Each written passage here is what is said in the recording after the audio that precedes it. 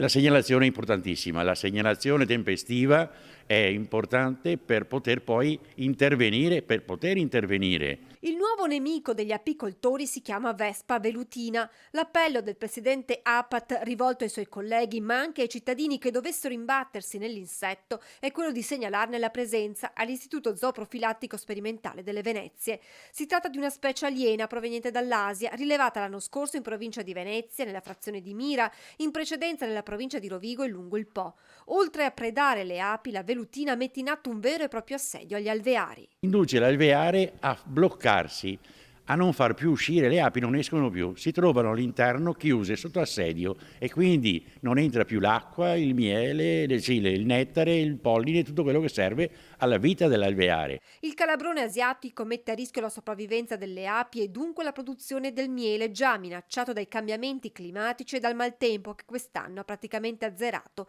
quello di acacia. È mancata la produzione principale, che è il miele di acacia, che è poi il sostegno principale, ripeto, per l'apicoltore. Poi c'è stato un recupero nel periodo estivo, un calo invece le altre produzioni tipiche del territorio, tipo il castagno, il tiglio, una ripresa col millefiori, sì. Intanto prosegue l'iter per la richiesta del marchio miele IGP del Piave. Abbiamo già fatto delle audizioni, è venuto anche il presidente Dal Colle più volte a Roma e l'iter è iniziato in maniera proficua e speriamo di concludere a breve anche il passaggio in Parlamento.